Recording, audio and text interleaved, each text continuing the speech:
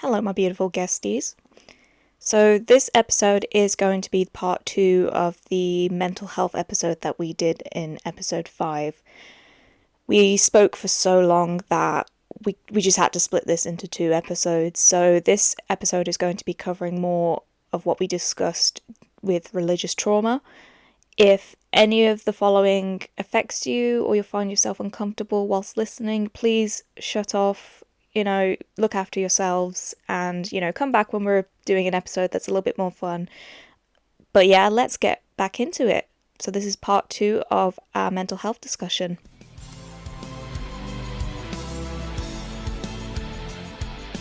I am all ears. A ghost fancast. I would love to extend on like feeling like, kind of relate to Tobias and everything.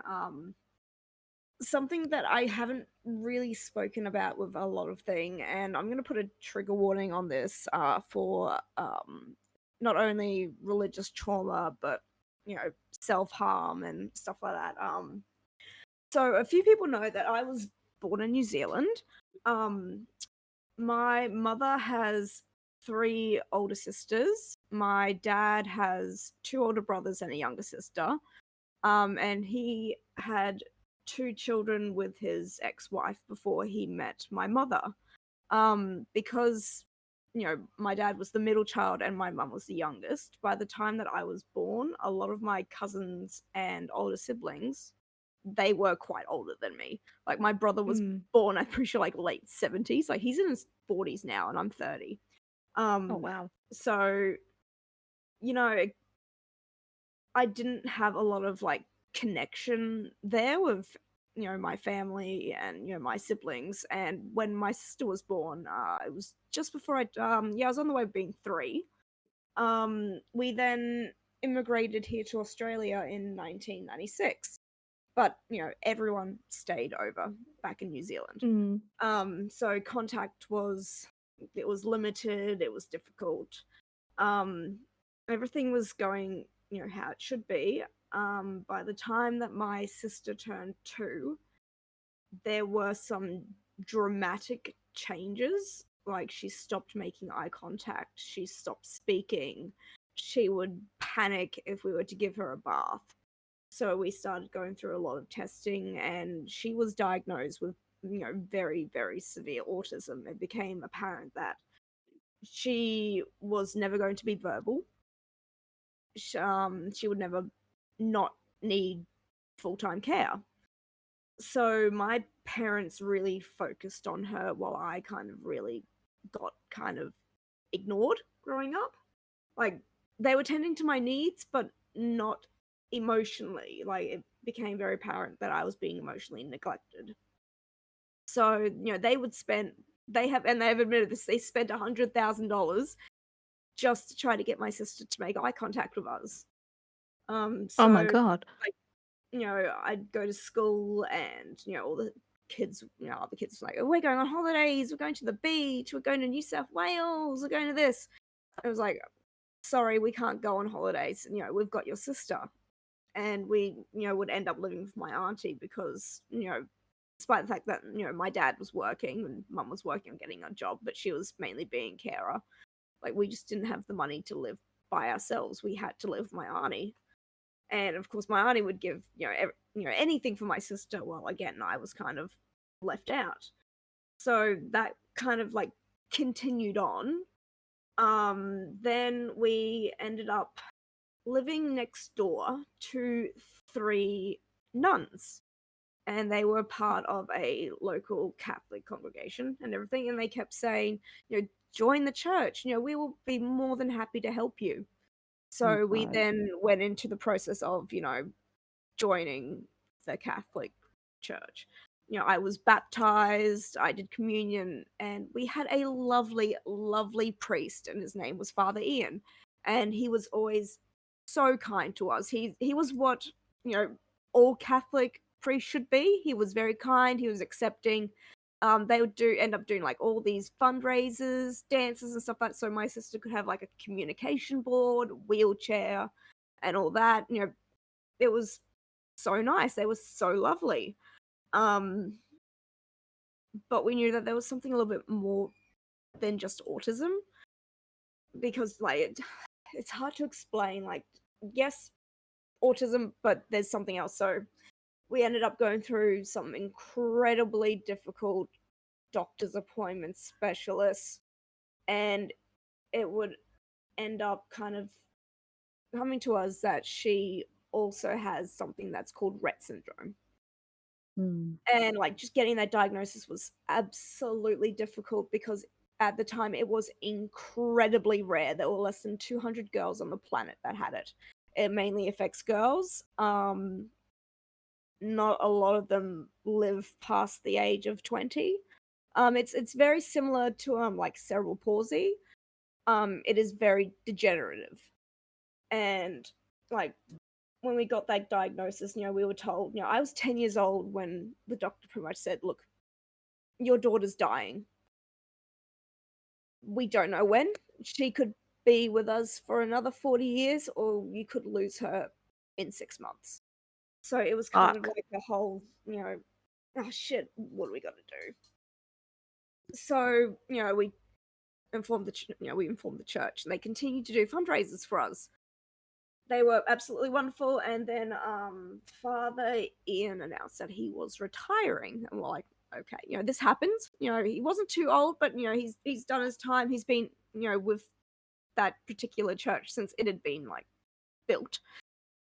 So okay, let's just see how this goes. And we then ended up having another priest, and this man is what really kind of started to sour my views on Catholicism.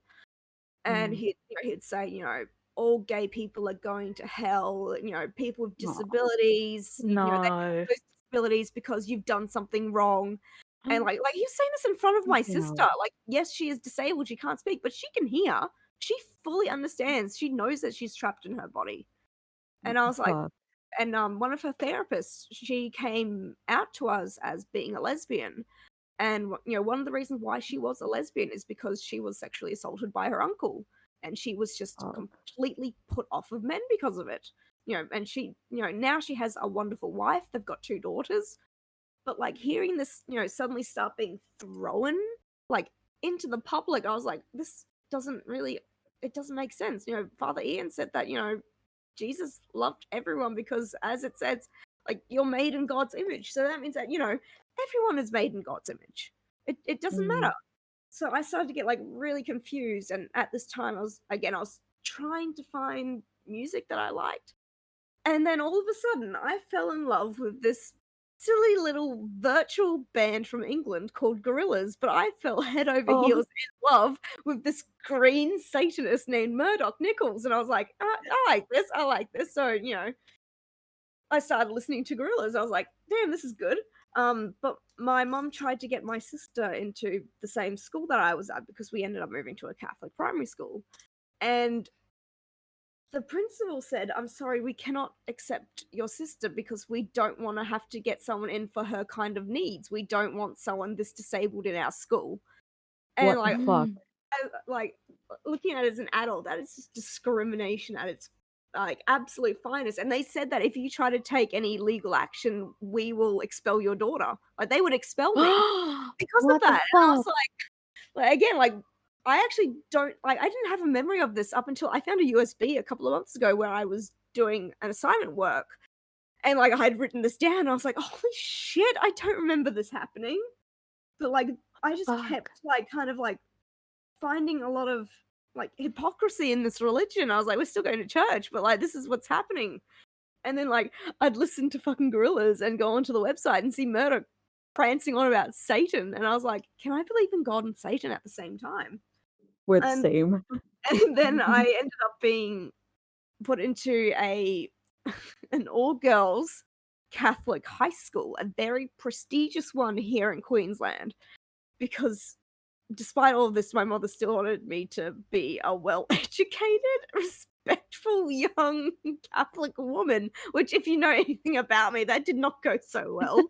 But I'd end up going to school, and I was in love with Gorillaz, and someone who went to the primary school I went to, but was a couple of years older than me, we're on the bus one day because she was helping me get to and from school. She ended up giving, like, I had a Walkman.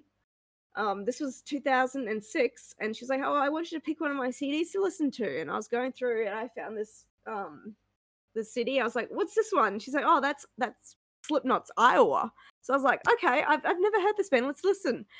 First song I ever listened to was "People Equal Shit," and Oh, that was my gateway. That was my fucking gateway into, oh my god, listen to these people. They're so loud, they're so angry, but I'm angry too, but I can't express my anger because The key to I that feel like open door. I feel like I'm being ignored by everyone in my family because my sister's disabilities were more important than, in the end, as an adult, my disabilities. Because since I was focused on hers, I never got the help that I needed, and I started to get really angry. You know, I wasn't doing so well in school, and I think it was last year I actually found my old high school reports, and reading it, you could tell that I had ADHD, I was dyslexic, I was autistic. You could tell from that. And so I'd like listen to interviews with these bands, and it was like they feel the same anger that I do. They are depressed like I am, but they're getting it out in the form of this music. So, of course, I started to listen to some very angry music, and my parents were not impressed. I started dressing in like the goth fashion, but I was just really, really, really emo. Like looking back at it, I'm a better goth than I was like 10 years ago. But like I never had an outlet for that anger. So of course, you know, I started self-harming because that was my only way to get it out. And you know, it was like I was screaming and crying for help. And by the time that I finished high school, like I didn't expect that I'd be alive. I had no plans for my future. I was like, yeah, by the time I'm 18, I'm gonna be dead. That's it. That's fine. Yeah. But I finished high school. I'm 18. Fuck. I have no plans to go to university. I don't know what I'm doing. So I would end up doing a course in retail. Didn't get me anywhere, and then I'd end up in childcare. But my anger and hatred for the fact that my parents were really not giving me any kind of freedom, despite the fact that I was an adult and living at home, it ended up a tipping point where I'd go to different psychologists, and I'd go to one and I just said, look, I'm not going to be alive for much longer. I am planning on ending my life. So they would say, you know, you need to go back to your parents. They need to take you to a hospital. You need to go and be admitted. So we would go to like our nearby hospital, which was through the public system. And I just flat out said to the psychiatrist there, I'm like, I'm going to end my life. I don't want to be here anymore. Nothing you can do can stop me. And this psychiatrist ended up saying to my mother, look, she's dramatic. She's pretending. Just ignore her.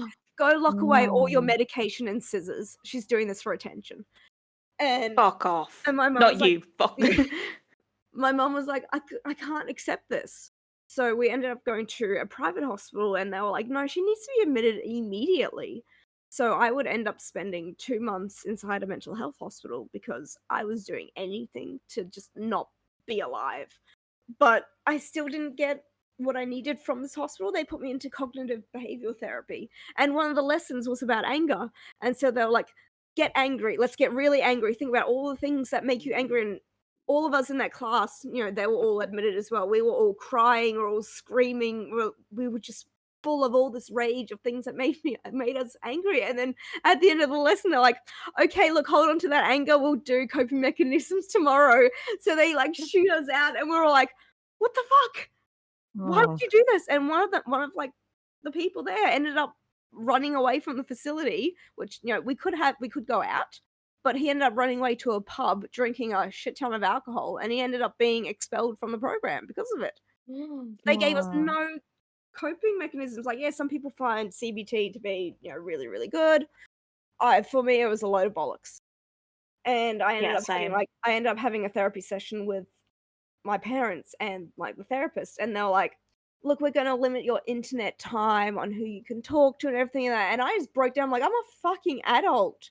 I don't want my internet time to be limited. It's not the internet that's making me depressed. It's you, because you're putting all these limitations on me when I'm 18 years old. Yes, I still live under your roof, but I deserve to have some sort of freedom. And Sure. it because of all their emotional neglect, it would end up with me being in like relationships that just didn't end up well. I would end up in a BDSM relationship with a man who would end up physically assaulting me, sexually assaulting me, Oh, financially abusing me. Like that was that 6 months ended up with so much trauma that I am starting to get over it today, but it affected me for years. It affected my relationship with my partner because it was just so hard to let go. And then, Mm. once my parents found out that I was in a poly relationship, they were not accepting at all. mm. Like my dad would become a little bit more accepting, but my mother fucking she hated my partner. She hated him. And the fact that, he had 2 kids, and one of the first things she said to me and him when I brought him over for the first time was, "Those children are not hers." I was like, "But, Oh, like, you met my dad when he had 2 children. But you knew that he had 2 children when you 2 got together." It's the oh God. hypocrisy. It was so, like, hypocritical, and she was so judgmental, and my mum and dad would end up separating and divorcing.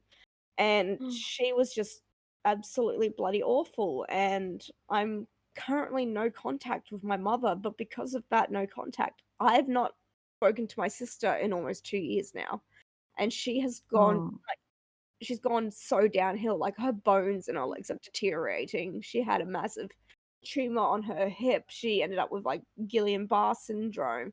Like, I don't actually know how long she's got left, which is why I feel like I relate to Tobias so much because I'm currently in a place where I'm losing my sibling. And, Mm.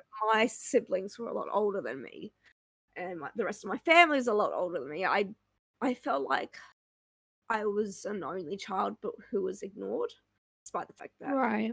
stuff. yeah. So, like, that's again like why Ghost is so important to me because, damn, he and I have kind of got the same situation going on. And it will Mm. probably only really hit that level when, I get the call from dad saying, "Look, Kate's passed." But, Mm. like, I don't know when that's gonna happen. Yeah. So it's like you're sitting and you're waiting and, like, it could happen tomorrow, but again, it could happen in, like, 20 years. We don't know. It's just a Yeah. massive fucking waiting game. And it's like, Yeah. "Oh, fuck." And, like, dad gives me updates on Kate and, like, how she's going good, and, like, the relationship between my dad and I have gotten a lot better over the past years. It's like it's been better since he and mum divorced. But, he's Yeah. now moved back to New Zealand, so seeing him is now very limited. But, Mm. like, it has the potential of if I, ever decide to go back to New Zealand, like, I haven't been back in over 10 years, I might get to see my brother again. My sister is kind of not not a lot of contact with me. She lives in Sydney. But, like, my brother is over there, and he got excited with the fact that we could see each other again, and, I could meet him again. Like, it's been even longer since I've seen my brother, and, like, he's now got, like, a girlfriend, they have a child together, and, I saw him for the first time on dad's FaceTime, and my brother was like, "Look, there's your auntie," and I was like, "Holy shit." So it's like, music has been that one thing that has really kind of stayed the same, but has also helped me get all of those emotions out. Yeah. Yeah. And I did end up finding this little thing when I was doing my research. It said, you know, have you ever found yourself exposed to the notion that metal fans are some of the nicest and most positive people around? Fans who were made ang- Absolutely. Fans who were made angry and then listened to heavy metal music did not increase their anger but increased their positive emotions. Suggests that listening to extreme music represents a healthy and functional way of processing anger. Like that's literally me. Yeah. Some do Yeah. have lower levels of self-esteem, like I fucking hate myself. However, and a need for uniqueness. One might conclude that this and other negative behaviors are the result of listening to heavy metal, but the same research suggests that it may be listening to music is cathartic, which it is. Oh I God. For sure. I always have Me. music going on in the shower because like that's how I relax. And Oh, me and Beth. that's why like I don't know where I'd be if I hadn't found my niche. Yeah. Sorry, Oh. now I have the sound clip of of Murdoch saying "the boss" in my head. Now it's stuck. I'm sorry. But God, yeah, he sorry to kind of segue into talking. I hope it's okay, but yeah. to talk about you know religious trauma and everything, and family. I hope I'm not cutting you off. No, it's all good. Oh, okay, but here in Belgium, schools in general are in common sense almost always Catholic. So luckily, my family wasn't like a huge Catholic or anything. Like they were just normal people who were Catholic on paper but didn't go to church or anything. They were just I want to say chill, but my family wasn't that chill. Um, but I've always gone to a religious school, so I always had like religion classes. And I'm when it comes down to sexuality, I'm a pansexual, and when it comes down to you know the romantic side about it all, I'm gray romantic. So for me, I like the notion of romance, but not for me. Um, but when I went to school, because of this religion always being a thing in my schools, like the first high school I went to was literally an old, I don't know what the word is in English, but it used to be a place where nuns would reside, and now it's a school, of course. But I went to school there, and it was just such a huge notion to be religious, and nobody ever talked about sexuality or anything. And then I changed high school I did a part-time school because my family was really struggling and my parents were divorced. I lived with my dad. I could talk an entire 5 hours or something about the history of my family. I won't. But Mm. it there was a lot of trouble with my family as well. And eventually, my dad got into a relationship with my now future stepmom. She has the ring, but they're not married yet. Um, but in a weird way, my stepmom caused me to go back to school. That's why I was the eldest in class. And that school was, for the huge part of that school, it was just a building, and it was connected to yet another place that nuns actually resided. Like there were actual nuns that resided in that place. So, we saw Jesus and we saw religion every single day. So it was kind of weird to start thinking about maybe I'm not a Catholic or maybe I'm not a Christian or anything. It was a whole thing. But sexuality was more accepted, like the LGBTQ plus, or the entire name of it. I'm not gonna say, but like the entire notion of sexuality was more accepted in that school, which was great. So I started Mm. exploring that. But in Belgium, there was a time where almost every single day we'd get a news report of a pastor being a pedophile. And it was Yeah. it was a constant. Every single day there was like, this pastor in this little town has been found out to be a pastor. He has been a pedophile. Yeah, he is a pastor. But it was like, yeah, he's a pedophile and he sexually assaulted this many boys and this many girls, and like it was always boys, but there was like the rare moment of a girl. But it was just a constant. And to deter from that, there was also, I don't know if you know this entire story, but there was the story of this guy. I am currently blanking out on his name. I'm gonna quickly look it up. But there was a guy. in my country that would kidnap little girls together with his wife, and he, he's now in jail. Disgusting man. But his wife ended up, getting safety. Ah, Marc Dutroux. That's the guy. You might know the Oh, not name heard of them. Dutroux. Huh? Oh, I never Yeah. heard of him. No. Ah, he's disgusting.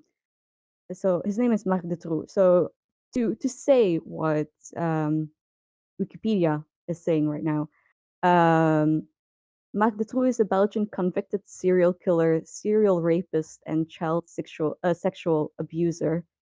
And he was initially convicted for the abduction and rape of 5 young girls in 1989. Ooh. But then, he was also at one point released on parole after just 3 years of imprisonment. But he's now back in prison, of course. Thank God. But Mm. his wife, Michelle Martin, was, put under the safety of the church. And that really made me rethink on religion, because why would a religion, why would a church take in someone under protection, between quotation marks? Why would a church put someone so disgusting under their protection? Like, why would you do that? That's disgusting. Like, Real. they raped and killed so many girls. It was bad. There was a time where my dad is a truck driver, and I would sometimes join him, and there was a time where, moving over the country, police would stop us and check my ID card to make sure that I am actually his daughter. I'm not just some girl he kidnapped or anything. It it's it was so bad, and it really made me rethink on religion and everything. And I won't say that, I have it's weird because I'm still like finding myself out and finding out what kind of traumas I have. I want to say I don't have a religious trauma because of all of that, because nothing happened to me, but I've grown up and learned so much about this. And I do want to say, like, I would have, in a certain sense, a religious trauma, but that it's weird, and it's always so funny now seeing that I'm into this satanic band, and my my country is just so religious in a it's like it's so religious, but when you go in there, you're like, it's not actually that religious. But when you turn to the right or turn to the left, you'll see like a church, or you'll see like a nun walking around. I live in Bruges, so Oh, there's that makes sense. yeah, there's like 3 or 4 churches in the next 5 minutes of walking. There's an entire place where nuns reside, 3 or 4 of them too. It's constantly there's like churches, nuns, and all that around me. But yeah, it's weird. And then when it comes down to my family, like I said, they're not very religious, but my family, I would say, they're not very open. I would say, like, Right. they're like the weird people who say like, I'm not racist, but and then Oh. You're it's racist. Just say you're yeah, racist. the moment you say "but" after a sentence like "I'm not racist" or like "I'm not against sexuality, but," it's like you are, you fucking are. Don't fucking lie to yourself. But Yeah. yeah, like my family is like that. So my dad especially, my dad would watch TV, and there would be like a couple or like a gay couple on TV. And I'm gonna try and properly translate this, but there was like um how do you, is it a slang or is it like a slur? It's a slur. Um my dad would say like a slur about gay people that would translate into them being a chocolate person. And Oh, to okay. I think. yeah, I to not put too many pictures to that, you can understand how gay people make love. So you know where the chocolate part comes from. So Mhm. that's something my dad would say on TV. And, you know, me being pansexual, it's something that would always affect me because, like, I'm technically not out of the closet with my family, technically seen. I never said it to my parent, to my, wait, I never said it to my dad and I never said it to my brother. Um, but my stepmom and my mom know. My mom, bless her heart, she has changed so much. She is the sweetest woman that I know. We don't talk a lot, but whenever we do talk, it's like seeing a friend from long ago again and being like, "Oh, hey, what's it going? Oh, you fucking went to Sweden? Ah, fucking lit." It's like that. But my dad very much not like that. But he's changed. But a thing that I've had to learn over time, like I said, I have an older brother. He's now also about to get married. She has the ring, but they're not married yet.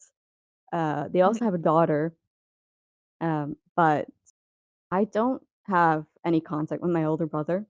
And a thing that my dad, to this point, still doesn't want to accept is that he preferred my older brother over me. So he kind of neglected me to, be with my older brother. So that Mhm. that's a huge struggle that I to this day still live with because it's a thing that my dad doesn't want to, you know, he doesn't want to accept it.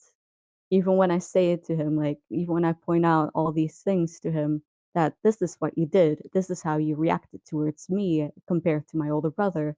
It's he doesn't want to accept it. Um, and my older brother also doesn't want to accept it. Like he's always like, I did so much for you, yada yada yada. Yada. Like I'm your older brother and I gave up so much for you. He gave up nothing for me. The only thing he fucking gave up for me was like 5 minutes of his time to put a pizza in the oven. That's Oh. fucking all. And it's something that he doesn't want to like witness, I would say. He doesn't want to accept it. So for me, I would start listening to music. I would start being the loner that I am now. I still watch anime. I still read manga. I still constantly read books. It's something that my parents would say, like, you're gonna grow out of it. No, I fucking won't. I'm still fucking here. It's I not a phase, still have. Mom. Yeah, it's not a fucking phase, mom. I'm still here.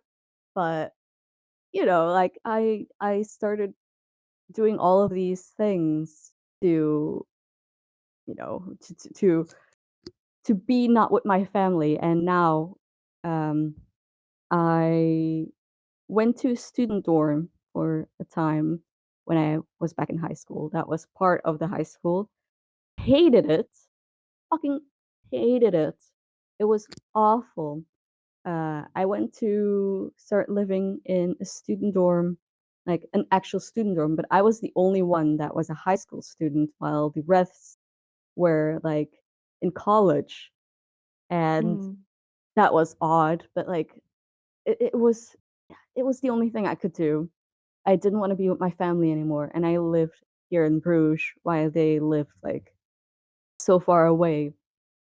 Um, but then at one point, COVID happened, and I had to move out of the student dorm. I wasn't studying anymore, so why would I still be there? And now I Mm. live all by myself in a small, well, it's not really small, but I live all by myself in an apartment. And I started learning to become myself, and like how Dixie was saying, you start learning who you are, you start being creative, you start becoming um well, you start being creative to other Mm. things, and I started being creative towards my fashion style, and I started being creative to makeup, and I'm still learning. That's 100%. I'm still learning things, but I I've definitely changed a lot compared to style from back in the day. Like back in the day, for me, it was all day, every day, a black hoodie, some jeans, and some Converse. And now I'm like, Mm. either it's full on gremlin mode or full on I put some intention to this entire fit. Please witness. Literally Real. me.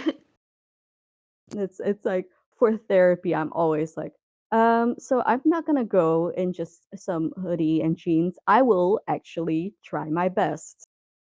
So that's where all my fit pics come from. It's always when I go to therapy, I'm like, so Gotta I need to figure slay. out, yeah, I need to slay. I need to make sure that I don't slay myself, but I slay people, and that's uh, Ghost has helped a lot to learn who I am and to kind of reject certain things in life. My dad has changed a lot.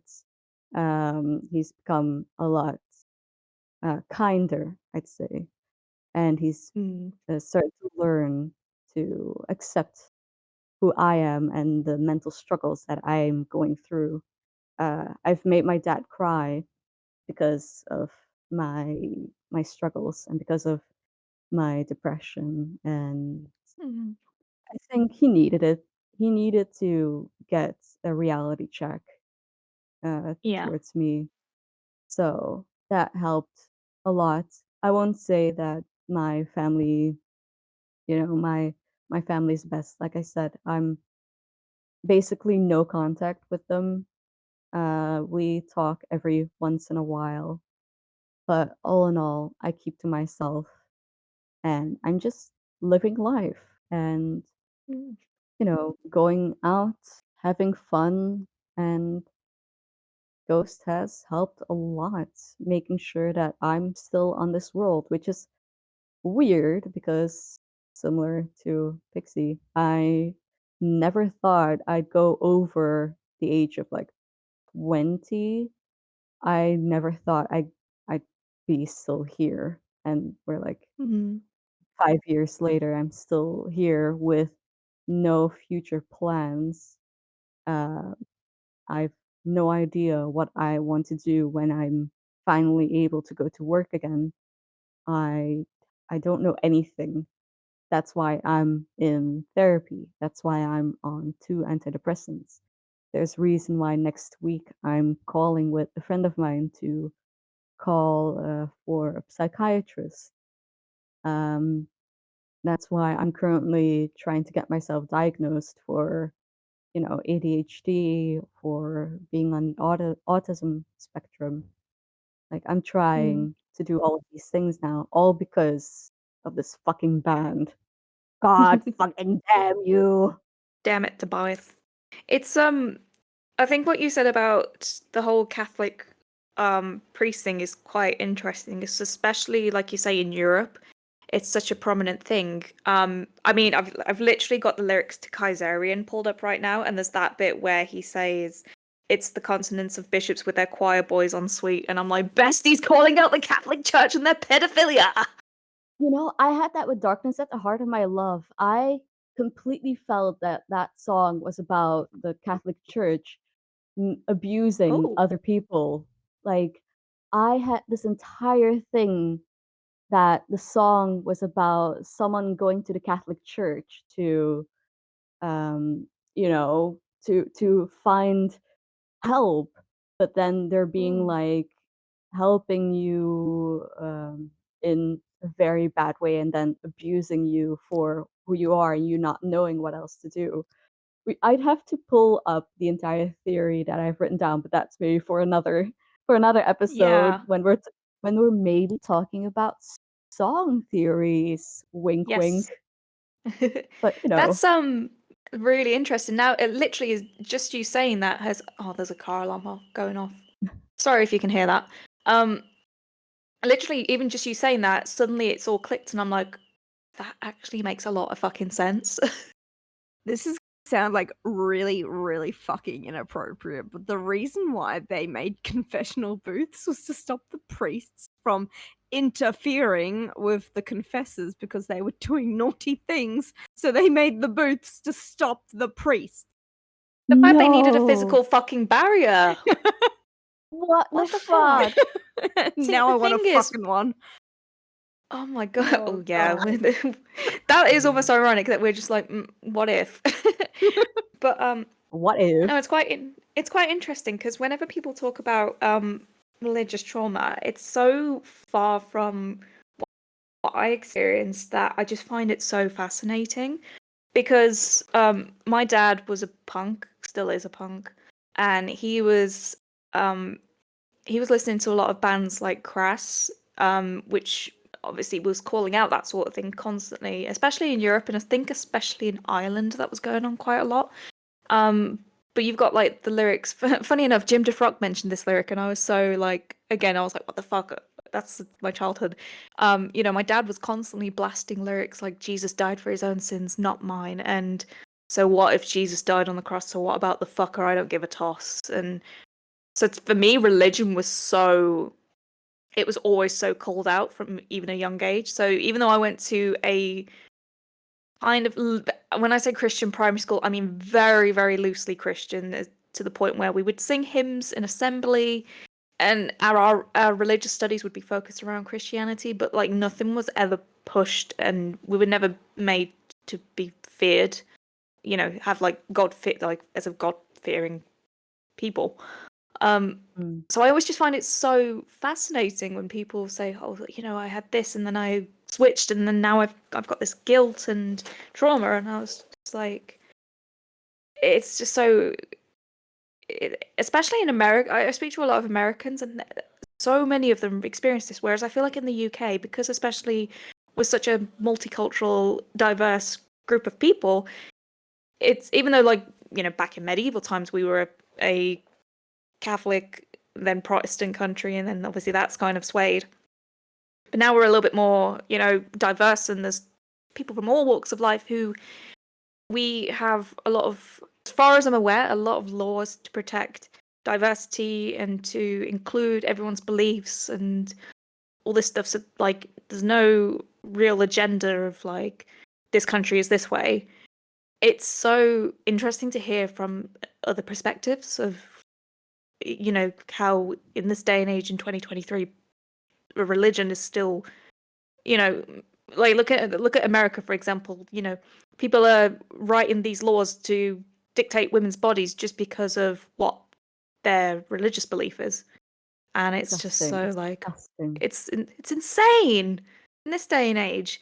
I mean, like I said, I could go around, could quote Tobias on the whole circular motions of things and how we think we're better now than we were in the medieval times, but obviously we're not.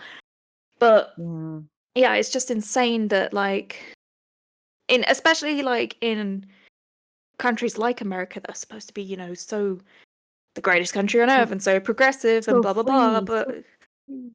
but in a way it still acts like a lot of the countries where there's people who don't have rights because they're like heavily religious, and I don't know what I'm saying. Like, I don't want to get too into it without obviously, slating certain religions or certain countries, but like, it just baffles my fucking mind. Yeah, and for me too. Like I love America, but fuck America. Like how can they dictate certain things? Like how can they dictate the rights on a human body, like especially the rights on a woman's body for abortion Mm. when like comparing it to religion? Like this has nothing to do with religion. This has everything to do with science. This isn't Human religion. anatomy. Yeah, it's this is a woman who, like, there are children out there who are pregnant because they got assaulted by a family member, and they have to actually give birth to this child. It's disgusting. It's awful. Mm, And it's all because of religion, because God doesn't want this. Why would God make this happen then? Like, mm, why? It's there's so many bad things that happen to this world, and people are like, it's God's will. God made this happen. Like, God gives struggles to the best of people. Why isn't God giving struggles to the worst of people? Why are they exactly. why are they just living life? Like, why is it's gonna sound so bad, but like, why is this one person that has been bullying so many people having so many opportunities in life? Why is God giving them so many good things in life? And why is this woman who got raped, assaulted, who has to forcefully give birth to their child of this rapist, and they are the sweetest person in the world. They've never done anything wrong. Why did God make this happen to them? Like, why?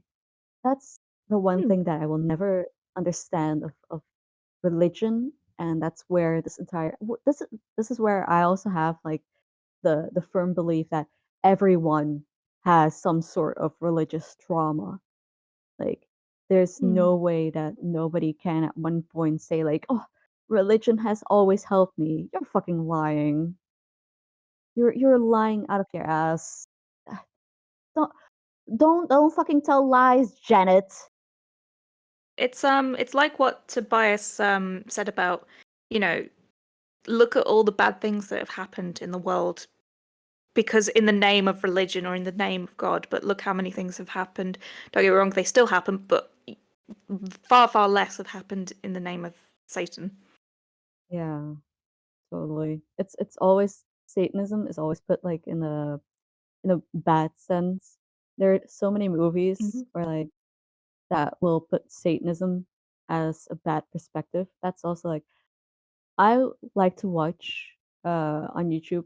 Like, I have a morbid fascination that goes into very dark depths, but I like watching people going to haunted places, and they will always say like, "Oh, these haunted places were like taken over by Satanists and they performed satanic rituals." But then in reality, they're actually going into a haunted place, which is a hospital or it's a Mm. church. Like, honey, those are two places that are very religious. Do you Hmm. really think that a Satan that this is all happening? This horror, this paranormal bullshit is happening because of Satanists. Like, Mm. this just shows that people are not educated in other religions. It's always when you go to school, it's always either you learn about Christianity, about Catholicism. Is that a word? I don't know. Spelling? Catholicism, yeah. Yeah, but like you only hear about like those two, or like Muslims or Jewish people. You only hear about, or Buddhists. You only hear about those sections, but you never hear about all the other religions. And that's where people like struggle finding themselves, because some people have to be in a religion to, have Hope. um yeah, they need to have hope, and they find hope in religion. And it's so weird that people need to, well, basically be online to find out these other religions. And again, like Pixie said, you found out because of the gorillas, about because of Murdoch. So Mm. it's so funny how people need to learn about religions through, music, or because of, well, the internet in general, or, you know, TV. It's odd that it doesn't just happen. You have to learn it for yourself, and then you get um I cannot say the English word right now, but then you're being seen, or like you're being objectified. I don't know, objectified or something. You're being put under I like, think I oh, get what you you're a mean, yeah. Satanist. Yeah, you're bad and blah blah blah. You're not bad. Like fuck off.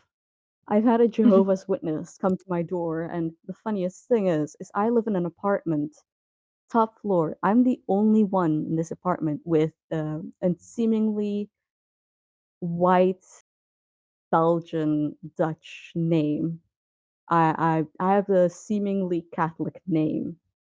My name is not Catholic or anything. It's literally from India, but it's it's like I have the most normal name in this building. Everyone else is of a Muslim or a different kind of name, and I was the only one that they rang the bell for. Like racist much, but It's like, oh, we won't even bother trying to, we got no chance. yeah, we've got I, no chance with them. something that I realized, and this was a while ago. This is when I was being rather an asshole to all the fucking like Mormons that would come door knocking and shit. Like, it's perfectly acceptable for Christian based religions to do door knocking and to try and convert, but if anyone of any other kind of religion, if some, like if a Muslim did it, there would be a fucking uproar. But Mm. Exactly. it's perfectly fine for Christians to do it, and like I've been so tempted to wait for someone to knock on my door and be like, "Why do you think this is okay?" You would be so angry if someone of a different faith came to your door and started preaching. Like this actually happened to a friend of mine, and she's Sikh, and they Yeah. came and they tried to convert, and they're like, this is not acceptable. This is very No. rude. Like you can tell Yeah. by the way that we are dressed that we have our own faith and we are very dedicated to it. Why is it okay for you to do this? Oh, but you'd be so angry if we did this. Mm. Exactly. Like Exactly. they came to me. They came to my door and were like, "Oh, you want to become a Jehovah's Witness?" You know, the whole shtick that they have.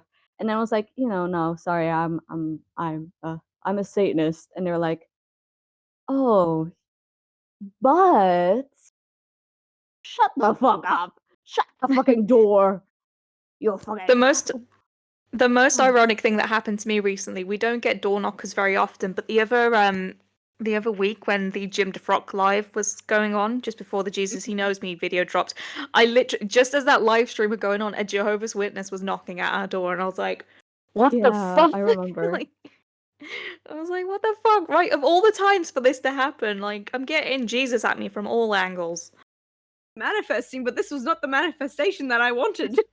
No, like what? Why is Papa Emeritus not knocking on my door right now? Yeah. For God's sake. Papa, Exactly. excuse me. Like, Papa, come to my door, please. I didn't need this. It's not Im- Jesus he knows me, it's Papa he knows me. Imagine, in chapter 5, no, 6. Is it 6 where Copia goes to visit sister in hospital and he's just like he rings the bell and he's like, "Hello, how do you do?" Imagine him at our door like And some that. flowers. Ta-da! Hello. Instant sign up. I would like the subscription for these flowers. Always, who should be the writer? Papa Emeritus. Oh yeah, I had a fucking dream that the meet and greet was set up like a confessional booth and like Papa was on the other Oh, side, and Oh my god. the first thing that came out of my mouth was, "Where's the glory hole, Papa?" I was just going to say. I love it. Oh. Okay, I think I'm Imagine. gonna wrap this up a little bit because we've been going for 2 hours, which is great. I'm gonna split these into two, I think. So Ooh. yeah, just to conclude, anyone got any final words of wisdom? Pixie, Find you what got the floor find for now. find what makes you happy. Real. Exactly. Shanti? What do I have to say? Um, be yourself and just don't give up. People are there for you in the world, and if you need help, there are always people out there who are willing to help, who are willing to listen to you and your struggles. Um, if you struggle somewhere and you don't have anyone, like any family or something to talk to, there are always organizations who are there to help you. And even if it's just for a moment, it can definitely help. And don't think that depression is something bad or that mental health is bad. It's good to know who you are and to know that something isn't necessarily wrong, but that it's you and you're not alone. For That's sure. kind of it. Okay. Where can we find Pixie? Drop your handle for Twitter.